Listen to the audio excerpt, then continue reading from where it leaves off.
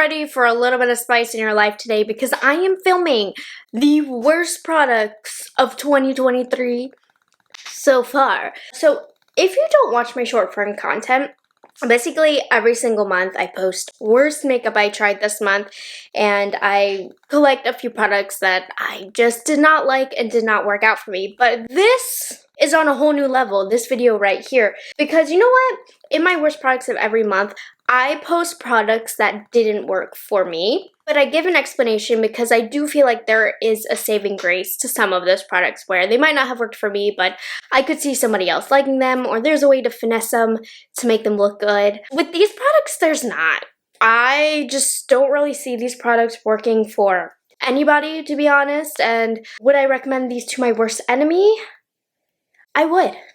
I'm petty like that. So let's get into it. We're gonna start off with literally the worst SPF that I've ever tried. So I feel bad because I got this in a very nice, delightful PR package, but this Blue Lizard Australian sunscreen, a sheer lotion for face, 50 SPF, mineral sunscreen. No.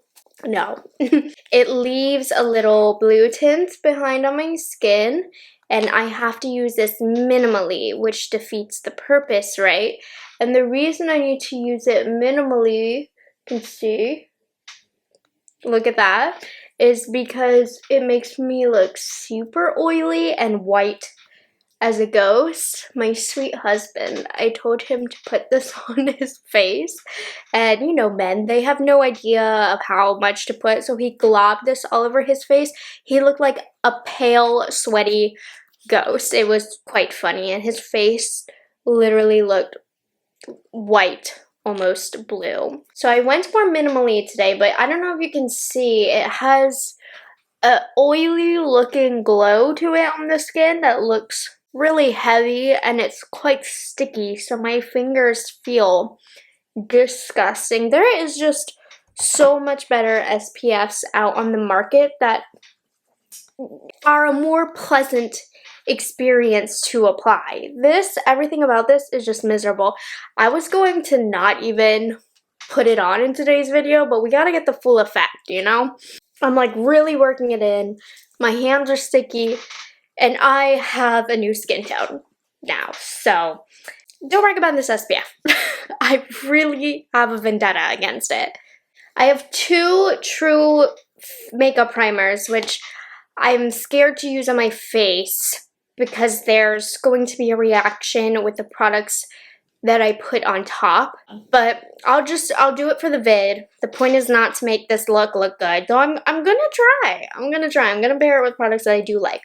But one of the two primers is the Lawless Set the Stage Hydrating and Soothing Primer Serum. Ooh, this had potential because it did feel good to apply, but I just feel like any foundation that I put on top, it peels and pills, and there's no saving it.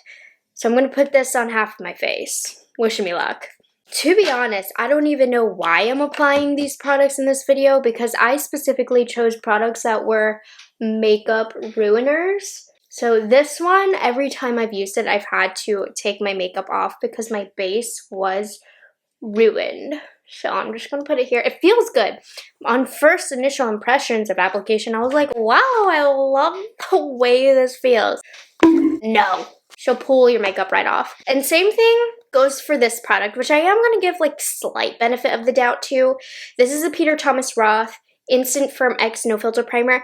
To be fair, this was not made for my skin type, but I've seen other people with a different skin type than me using this and being as unsuccessful as me.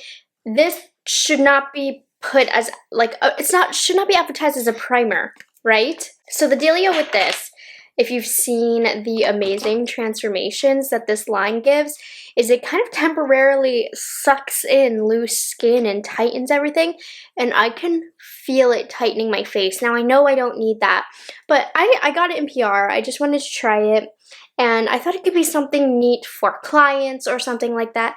You have to apply this minimally because whatever you put on top will also be ruined by this product. I would say if you apply minimally in desired areas, you could get a good effect as well as apply minimal makeup. This could work, but I haven't seen it work for anybody. So let me know if you've tried it. It's not something I'd recommend. I had bad experiences with it. I'm gonna let this sit to tighten the face. I'm gonna put no, I had something I wanted to put over top. So let's let this set because the Peter Thomas Roth does need to take a few minutes to work, so BRB. Okay, moving on. This one, I can see this working for some people. I can see some people liking this, but it's a look that I don't like, so I was disappointed by the Kosas Glow IV Vitamin Infused Skin Enhancer. You just saw me going like this because I have not touched this, and I had to like mix up the ingredients, but this, you can kind of do what you want with it, right? Use it as a primer, use it as a highlighter, mix it in with your foundations. There's glitter in here, and the only way I could consider wearing this would be on my chest, but I'm always scared of it rubbing off on my clothes because you can't. That's hard to get that stuff out. So I don't like this. I haven't touched it since I finished talking my trash on it previously, but she's risen from the dead for this video. From a distance, like with your eyes kind of closed, this ain't that bad. But as somebody who reviews makeup full time, all day, every day, looking at makeup, I can't get over it. It's already starting to peel off. Do you see how that looks? That's not the Kosas primer.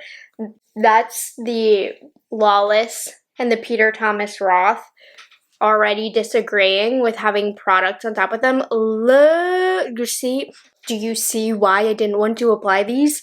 So just to prove to you, both of those primers are bad, but the Peter Thomas Roth seems to be having a stronger reaction. Honestly, this Kosas product could have been nice, but the glitters, I don't know if you can see, it might be hard to look away from the peeling of my face, but the glitters are just too strong. They're too reflective, too metallic. And I've tried like applying this right, here as a liquid highlighter. It just doesn't look right, and I've tried mixing it in with foundations. I see the glitter reflex that it has. It's too much for me.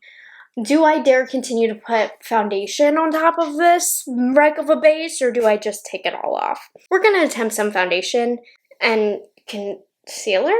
Yeah, because the rest of the products I have are just gonna mess everything up too. Surprisingly, I do not have any foundations or concealers. Normally I do. Last year was a poop show because they were heavy on launching those skincare infused foundations, which in my opinion were just a bad product overall because they sit really heavy on the skin and look really oily. And so I had a lot of those last year. They stopped launching those this year for the most part. So while I did try foundations and concealers this year that were not to my taste, I just felt that they were just not to my taste. I could see them working for different skin types, for different types of people looking for different things. Did not try any horrific, day-ruining, life-ruining foundations or concealers. So we're gonna put my Laura Mercier Tinted Moisturizer, which I love, and Too Faced Born This Way. And I'm just going to fast forward and we're going to see how these bases react to the primers.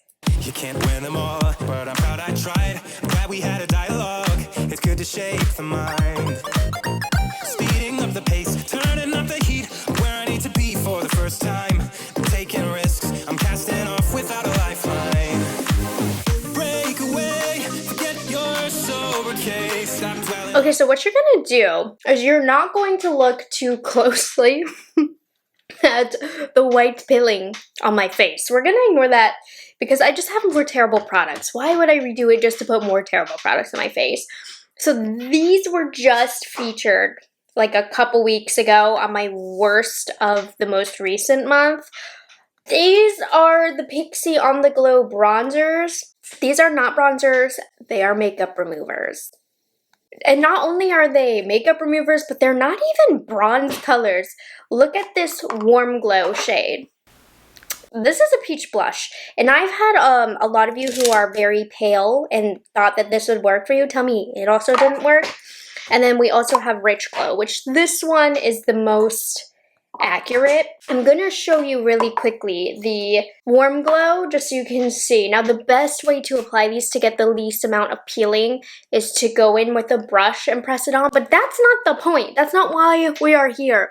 Good cream bronzers don't do what they're about to do when I apply it straight to the stick.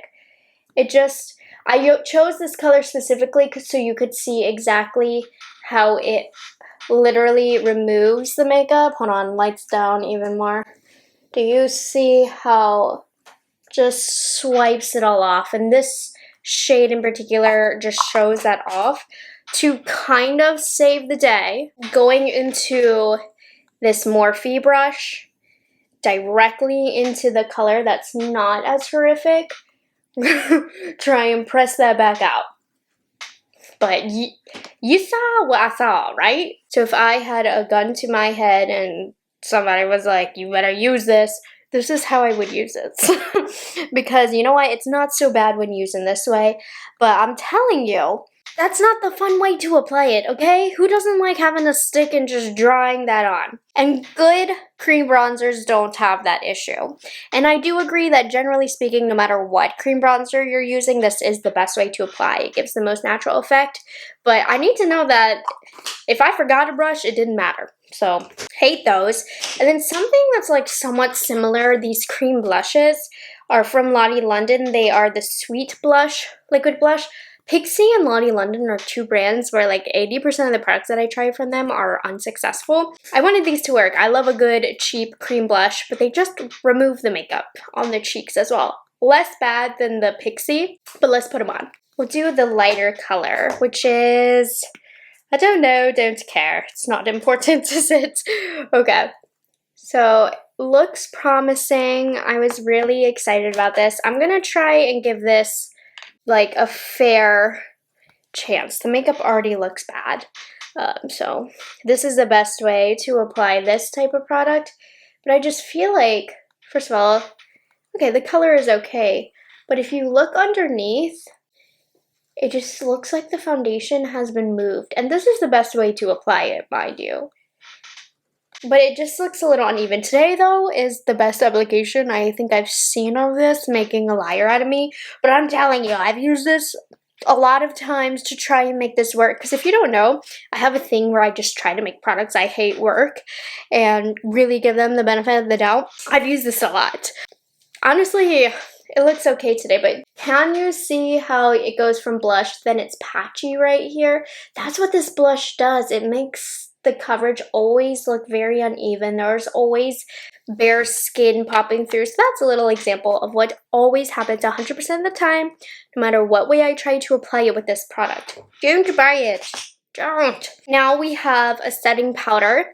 This is from the brand called Say, and it's the Air Set Radiant Loose Setting Powder. I wanted to like this, but this darkens my under eyes every single time. Even if I use a light concealer to try and compensate for this darkening my under eyes, it's gonna do it anyways. It's gonna be darker than my face. Put some of her in here. Okay, let's see. I'm always scared when I do these videos that these products are gonna make me look like a liar. Yeah, do you see that? First of all, there's also glitter particles in there, and it just darkens it. I feel like it's not darkening as bad today, but I see the glitter particles, and it did change the color of the concealer, which a lot of the time just ruins the effort I put in to get that dimensional look to the face. I don't need it going back on what it does. I mean, okay, I'm looking at this, I'm like, it's not the worst powder in the whole world, but I cannot stand powders that darken the under eyes. And not only that, I feel like when I put it on, it also brought back out the dark circle on my under eyes. So we don't like this product. I don't recommend it. Say, though, as a brand in general, has become I would say, probably one of my favorite brands in 2023. They're a brand that I discovered in 2023 that has knocked me out of my socks. Is that how? Whatever. Knocked my socks off. I'll tell you, they have knocked them off.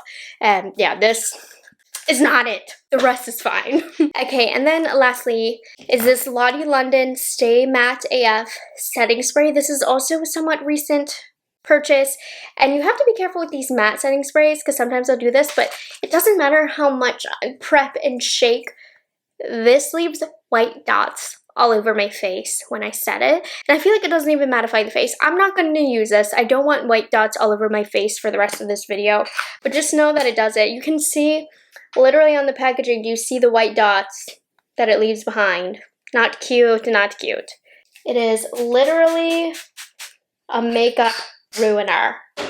Well, the fragrance is really strong as well if you're a fragrance person. Okay, let's move up to these brows. Milk Makeup Kush Brow Shadow Stick. This is also new. This was definitely like a marketing thing to try and be different, and it just didn't work out. I was nice and tried to think of ways and think of the type of person that this would work for, but I've officially decided it's not going to work for anybody. Look how fat this is. You don't get any precision with this. I thought, like, you know, it was just to fill in, but honestly, do you see how it makes the eyebrows look chunky and uneven? It sticks to the brows and looks globby. It doesn't look nice. It doesn't look like a nice shadow. You get no precision. You can try and use this tip right here to get a little bit of precision, but you just can't. And I honestly cannot imagine this working out for any type of brow product. I just brushed my brows up and you saw that it left a smudge because this doesn't dry down. It's super messy. It leaves my eyebrows looking super messy, and I have to stop using it right now. I can't go any further trying to make my brows look better because the more product I add in, the worse my brows will look. And you know how important brows are, so this is a no-go, and I just don't see it working for anybody. I really don't. Even if you just need that little bit of color, it's a Hot Mess Express. Don't buy this. And then I also have a brow gel, and I've tried a lot of brow gels that did nothing for my eyebrows, though I do acknowledge that my eyebrows are particularly picky. They just like to fall down, but this one made me look like I had dandruff, and I could not. See? I have to brush them to get the dandruffy look out, but it also just has no hold. So not only do I have dandruff, but I also have no hold in my eyebrows. It's just nothing. Nothing. Get out of there. Look very closely, and can you see the dandruff that this gives my eyebrows? Maybe it hits too close to home because I had a problem with dandruff on my scalp a few months ago that I've combated, but we don't like that. And then also when you kind of brush it out and push it down, these brows are not going to last. It's not going to look like this in 5 minutes, so we're going to let that die right there. A couple eyeshadow items. Ooh, I wanted these to work out so much because I thought these had a great opportunity to be dupes. These are from Hard Candy. They are the eyeshadow markers. When you apply these, they look great. 5 minutes later, they are gone. So this is one of the shortest wearing products I've ever used. Just disappears on my eyelid. My eyelid like just soaks up that pigment. Not a fan of these. I've even used like the brightest color. It fades in 5 minutes. I don't know how I want to go about this because I have 3 eyelid products that aren't great. I'm just going to put a little bit of pink ink. Oops. Got some creasing. We're just going to do a little bit on the inner half just so that you can see. I wanted this to work out so much because how good and easy and quick. Now this one's close to my eyelids, so you probably won't notice too much fading. But just know, if you have a darker color or a more vibrant color with more contrast to your natural skin tone, it's going to disappear. You're not going to be able to see it. It's not nice. And then I also have the Pixie Eye Lift Max. These make my eyelids look so dang dry. If you have mature skin and aged eyelids, this is going to ruin your life. It looks chunky. It's a little hard to show since I have another product on, but when you press it in, it just exaggerates any dryness you might have on the eyelid.